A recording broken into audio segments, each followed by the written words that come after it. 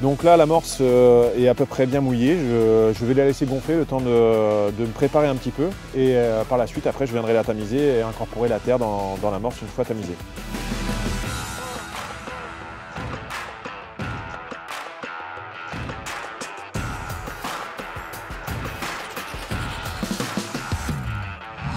Donc là, nous allons procéder au sondage pour voir si je suis installé au bon endroit pour pouvoir pêcher. S'il n'y a pas d'obstacle dans l'eau. J'ai pas installé le reste du matériel exprès au cas où il y aurait un obstacle et que je doive me décaler, un petit peu pour pouvoir pêcher correctement sur une coulée propre.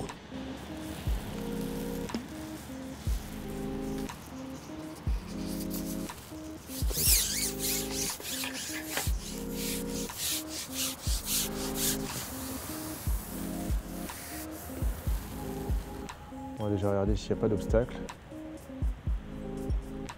Donc là, je mets la sonde à ras le fond et je la fais évoluer pour voir s'il n'y a pas une branche ou un herbier ou les rochers, c'est moins dérangeant parce qu'au pire, on adaptera par rapport à la ligne à retenir peut-être un petit peu plus fort là où il y aura un obstacle. Ça a l'air d'être à peu près propre, donc je dirais même que c'est assez propre. Voilà, non, là c'est plutôt pas mal. Donc là, je vais ajuster le fond. Là, il me manque quelques centimètres.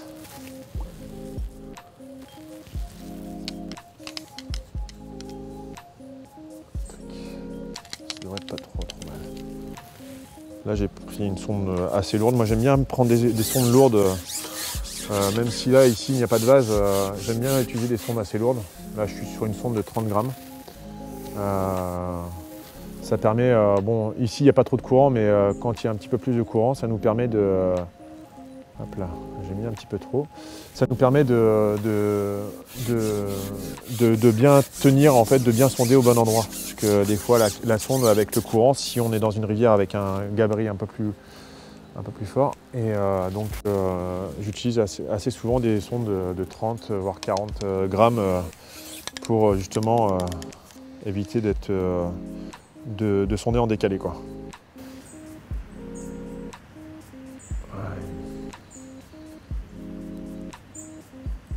Donc là, j'ai encore un petit peu trop de fond, mais je vais regarder sur la coulée si, voilà. Là, on voit que on arrive un petit peu plus à raser. Voilà, ça descend légèrement sur la droite. Voilà, il y a un petit peu plus de fond. Donc on doit, avec l'arc de cercle qu'on fait, on doit récupérer un petit peu plus le lit de la rivière qui est un peu plus proche. Mais là, en gros, on va pêcher sur la partie un petit peu plus en lisière de là où il n'y a pas de courant. Et je pense que ce sera bien adapté pour la pêche.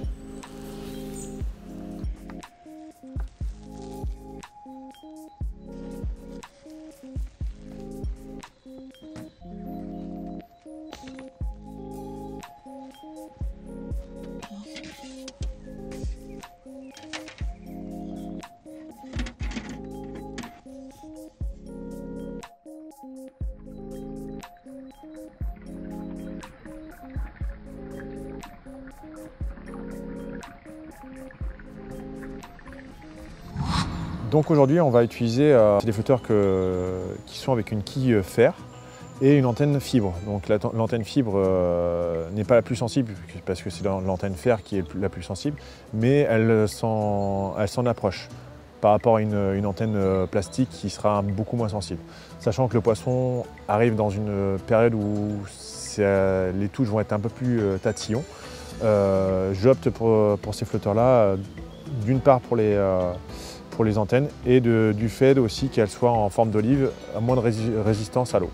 Donc si j'utilise ces flotteurs olives, c'est un bon mix entre le flotteur carotte et le flotteur boule qui permettra d'une part d'avoir la sensibilité due à sa forme olive et de deux d'avoir une bonne stabilité par rapport à un flotteur carotte qui sera dans le courant, s'il y a besoin de retenir, sera beaucoup moins stable.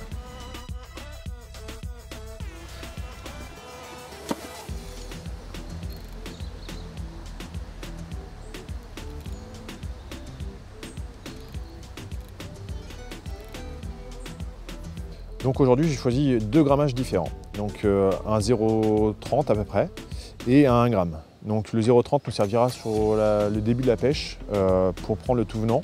Et si jamais il y a des poissons un peu plus gros qui arrivent sur le coup, je mettrai donc la 1 gramme, soit en passant dans un premier temps en mettant la ligne avec un réglage similaire à la petite à raser, ou si réellement il faut retenir la ligne, je mettrai une petite traîne pour pouvoir retenir avec cette ligne-là.